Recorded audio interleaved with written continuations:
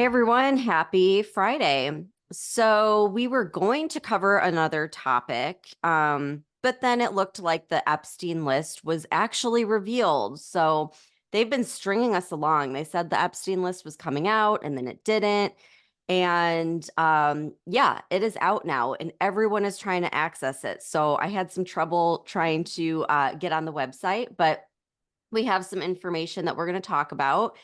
And I want to start out by saying that, like, with this list, this is not the Epstein client list. So these are people who were mentioned in a 2015 defamation lawsuit that was brought against Jeffrey Epstein and his girlfriend and accomplice, Ghislaine Maxwell, who, by the way, is now serving 20 years in prison for helping Epstein recruit and sexually abuse underage girls, in case anyone needs to get caught up on all of that. But the lawsuit was brought by Virginia Giuffre, one of his accusers. And so U.S. District Judge Loretta A. Preska ordered the documents to be unsealed, saying that most of the information and names were already made public. So why not just, let everyone have access to this?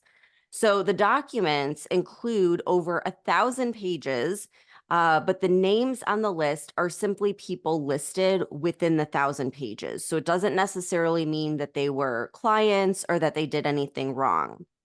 So according to a Yahoo News article, quote, in the documents, Giuffre alleged that many of sexual encounters occurred under the guise of massages that Maxwell, who was a British socialite, procured for Epstein and others. And Giuffre claimed that while she was a teenager, Epstein and Maxwell pressured her into sexual encounters with powerful men, including Prince Andrew. Giuffre reached an out-of-court settlement with Prince Andrew, who still to this day denies her allegations. And as we know, or maybe you don't know if you've been living under a rock, but Epstein allegedly committed suicide in prison. Although due to like the really unusual circumstances of what happened the night that he died, many people believe that he was murdered and it was all to protect, the names of the elites involved with him. Of course, that's just a conspiracy theory at this point, but it's the leading one that most people believe. And, Tara, like, it's really funny how they can find all of the people that were anywhere near the Capitol on January 6th and hold them in prison for years without conviction. Yet we haven't heard a peep about any of Epstein's clients. Like, Yep. I'm sure that's because they're on the tippy top in control of everything. Like, why else would this be so hush hush for years? And, we already know about like Prince Andrew and Bill Clinton and how they frequented Epstein Island and rode on his plane, the Lolita Express. But what about the others? So we're digging into these documents and starting to connect some of the dots. But honestly, Tara, like, I don't hold out any hope whatsoever that any of these elites are going to be accountable for anything. I mean, at this point, do you really think anything will come of this? Well, you know what I always say about accountability, Stephanie. There is none when it comes to any of these people. And like you said, there have been a lot of conspiracy theories over the past few years about which members of the rich and powerful elite are involved in sex trafficking. We've done previous episodes where we've talked about that. And the secrecy of the names on the Epstein client list has only fueled these rumors. And so now we have the release of these court documents, and it's bringing some big names to light. But as you said, there's no confirmation that any of these were clients. This is not the client list. It's a list of associated people, but it includes some incredibly prominent elites and politicians. Like you already mentioned, Prince Andrew and Bill Clinton. And honestly, as we go through these names, I don't think any of them are really going to come as a big surprise to anyone.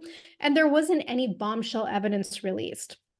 But I'm hoping it's going to be like the Twitter files, because the judge indicated that more previously sealed court records will be disclosed, quote, on a rolling basis until completed, end quote. So I'm hoping that, like the Twitter files, we get more substantial information as more is released. But when the records are released entirely, it's expected that previously redacted names of 157 people who knew and spent time with Epstein are going to be on that list. But one of the things I do want to point out is something that Gouffreys, I'm just No going to go idea. with Gouffrey, that her lawyer, Sigrid McCauley, said in an interview with the Daily Beast. And she said, quote, "The public has wondered, and many have rightly demanded to know how Epstein operated his vast global sex trafficking enterprise and got away with it for decades. Questions of who enabled and facilitated him and who participated in an operation that resulted in unspeakable harm and devastation to the lives of countless girls and young women quickly surfaced. The public interest must still be served in learning more about the scale and scope of Epstein's racket to further the important goal of shutting down sex trafficking wherever it exists and holding more to account. The unsealing of these documents gets us closer to that," end quote. Okay, but here's my question. Like, does it really? Because getting back to the whole unaccountability issue, I don't think so. And earlier this week, before this information was released today, I think it was yesterday or the day before, it was revealed that Bill Clinton was identified as like, quote, Doe 36 in these documents, and that his name was mentioned more than 50 times in the redacted files. And again, that's not a surprise, but I do want to play this clip from Real AF that came out a couple days ago. And this was before the rest of this evidence was released, but it sums up how no matter who's on this list, the information's going to go absolutely nowhere. So let's listen to this. According to the procedure established by Judge Preska, attorneys for each of the does were offered a preview of the court files containing their name before determinations were made about unsealing the records. Each person was afforded an opportunity to argue for keeping the records sealed. Clinton's legal team, after reviewing the excerpts, did not lodge any objections to the publications of the documents, according to Preska's order last month. So the judge gave every single one of those John Does and Jane Does an opportunity to say, hey, make a case. Keep my stuff blacked out and redacted. They didn't object to it, which is like weird in and of itself. Like, why don't you care if your name's gonna be like? Wouldn't you want? Because nothing happens to them, no matter what they do. They don't care. That's like, I'm like, okay, well, like this is just a pure power ego. Yeah, do something about it. That's how I'm seeing it, man. Because like that's what they do when they take the mask, when the evil villain takes their own mask off.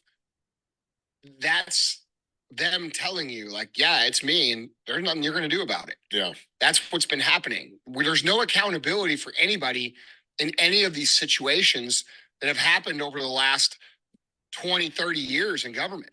These people have been allowed to do whatever they want at our expense, to ruin our countries, to do whatever they think they need to do, and they don't have to be held accountable for anything.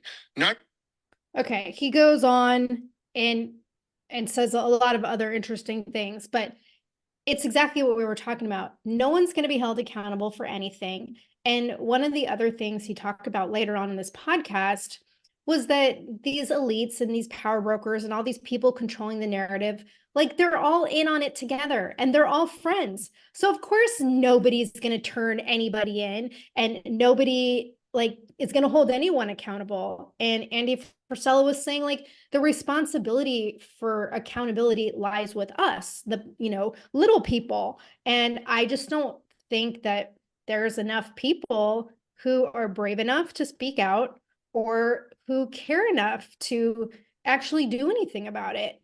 But well, and one thing that's interesting too is journalist Whitney Webb. I was listening to a podcast that she had done a while back, and she said, even if information came out regarding this, they still have completely covered up like the whole decade of the 90s. Like, yeah, they're talking about, whatever, 2005 on, but she's like, you can't find anything anywhere from like 1994, like, any of the 90s basically, where he was, he went to jail, like he was arrested for underage sex with a girl in Miami. So it's like, even if we get part of the story, we're never going to get the whole story. They've just been covering it up.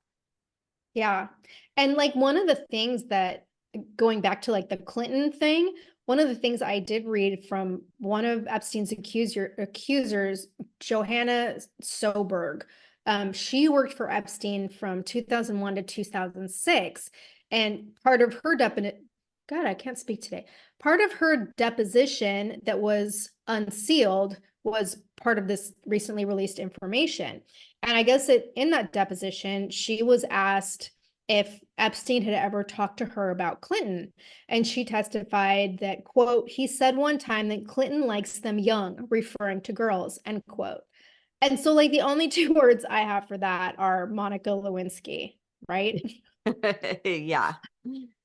But let's talk about like some of the other names of people who allegedly have ties to Epstein in these recently released court documents.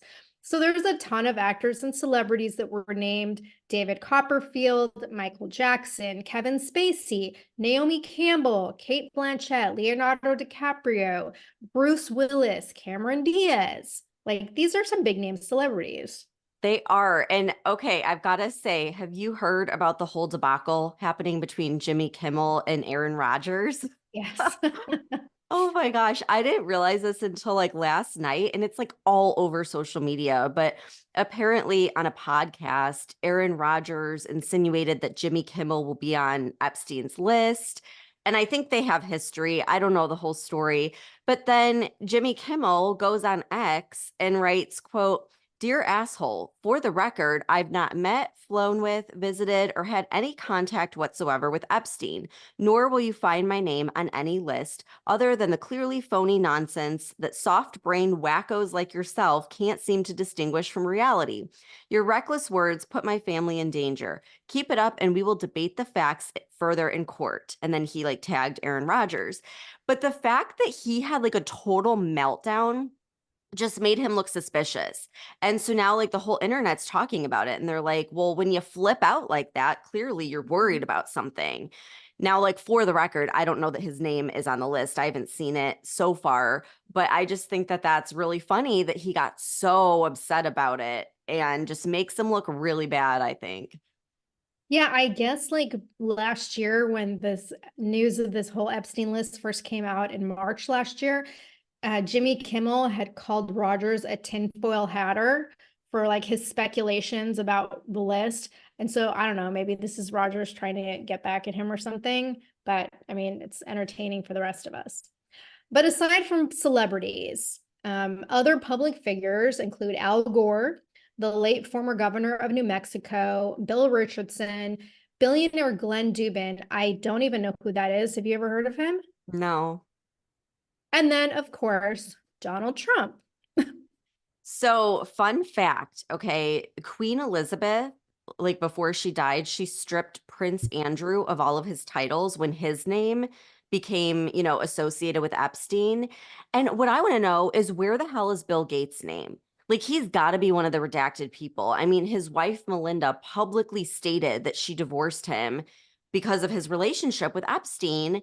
Yet, like, we're not seeing very much on him, which just makes me very suspicious of like, I'm sure he's paying to have this covered up. I mean, we know his name was all over the flight logs, and Epstein also was very involved in helping him set up his charity. Yet, in all the articles I've read since all these documents became public, I haven't heard anything about Bill Gates. I haven't seen his name come across anywhere. But the one name that the media is focusing on, of course, is the orange bad man, is Trump. And really at this point, like, we don't know anything. But from what I read in a publication called The Daily Beast, they gave a breakdown of the involvement of some of like the higher profile names. And Trump and Epstein go back to the 1990s when they knew each other. And even Epstein's pilot had testified at one point that Trump flew on Epstein's private jet a few times, but there is no evidence of him being accused of any involvement in sex trafficking. And I believe Trump has come out and publicly said, like, spoken out against Epstein, from what I remember. Well, he did, and he kicked him out of his club, Mar-a-Lago, because he was hitting on an underage girl. And this was like long before, anyone knew who Epstein was. But I just had to laugh because, I mean, you're right. Like, I saw so many articles about Trump, and it was just funny because I'm like, they're really trying to distract from the fact that Clinton's name was mentioned 73 times. But in reality, like when you look through the documents, Trump's name was listed 4 times. And according to a Newsweek article that I read, one of the accusers that you had talked about, Johanna Joberg, said that while in Atlantic City, they visited one of Trump's casinos, but Giuffre, however you say it, wasn't allowed in because she was underage at the time. And later, when she was asked if she ever massaged Trump, Joberg twice responded that she never had. So, like, even though his name was listed, it kind of sounds like it exonerates him from any wrongdoing in that particular case because she said he didn't do anything. So it's just interesting how the media will try and like twist and turn things to try to take the focus off of the people on the left. Yeah, and like some of the other evidence that Joberg, however you pronounce that she revealed in her deposition was Michael Jackson and David Copperfield were both regular visitors to Epstein's Palm Beach mansion. And she said that David Copperfield was aware that girls were getting paid to find other girls, but he didn't specify whether those girls in question were underage. And then the other celebrity names, like including DiCaprio, Bruce Willis, Kate Blanchett, and Cameron Diaz, Soberg's testimony was that she didn't actually meet any of these celebrities, and that this was mostly their names came up related to phone calls, and that she thought Epstein was basically name dropping. And there's no direct evidence of any of these people's involvement in sex trafficking either at this point, but their names are all highlighted in all these news articles. So it's like they're, trying to call attention to the wrong people in my mind. Like, where's the actual fucking list? But another name that did come up was Alan Dershowitz. And he's a high-profile defense attorney and Harvard law professor. And like he appears in portions of the deposition from 2016, where Epstein's house manager, Juan Alessi, testified under oath that Dershowitz was at Epstein's Florida mansion, quote, pretty often, and that he enjoyed, quote, massages there, which again, we know is a cover for sex. And this was apparently backed up by another household employee, Alfredo Rodriguez, who said that Dershowitz was often there alone without his family and, quote, in the presence of young girls, end quote. Yeah. And, I mean, he's high profile, but he's not one of these like super billionaire elites or anything. Right. And it's just funny how those are the people who we're not really hearing much about so far. So something I didn't realize is that Senator Marsha Blackburn is like all over this. And apparently she's been asking for a while for the actual list to be unsealed and unredacted because this document trove, there are redacted parts in it. And according to a Fox News article, she sent a letter to Senator Durbin stating, quote, that she wanted to get transparency to discover who was involved in what way with Epstein so that we can begin to break apart this sex trafficking ring and figure out who was all involved with him. She wrote, quote, are they still involved in sex trafficking? Was there any association with cartels? We have, and we're hearing from mayors all across the country about the proliferation of sex trafficking rings and how they have seen this. We watched human trafficking become about $150 billion a year business. And as a top Republican of the Judiciary Committee Subcommittee on Human Rights, it's important to me that we continue the work we've done to fight against this human trafficking, end quote. And apparently, like, Dick Durbin was like not willing to move forward with this, but then when she kind of started going public with it and calling him out, then all of a sudden like his staff was like, oh, we've never heard this before, like we don't know what she's talking about, kind of thing, which is total bullshit. I think that's my opinion. But Blackburn also went on the Morning Wire podcast, and this is really interesting because she stated that she believes the FBI has all of these documents, the full client list. And this is really interesting to me because there's a lot of speculation that Epstein was an informant. and that this whole operation was like a setup to blackmail high profile people because no one can pinpoint how he got his money or where he came from. And the whole thing that he was involved in Wall Street, he was like this finance guy, is all bullshit. Like when you trace it back, there's nothing there. It's like a cover. So that makes me think this whole thing could be very tied with some, sting operation or who knows, but it's all a big mystery. And I think that's Yeah. why it's so covered up. Yeah. And again, I hope we get some more information as this gets uncovered. But I just think that, as we were talking about earlier, as Andy Frisella said, like these people are all friends and Mhm. they're all going to cover for each other and they're going to give us, maybe some little bits and pieces. But the real evidence, the real fucking information, we'll probably never know. And don't you think it's interesting how like Senator Blackburn is really one of the only politicians that's very much trying to get to the bottom of this? Like you don't hear about it that often from any other politicians because again, I'm sure they're all somehow They're tied into distracted this. because they have to deal with the border.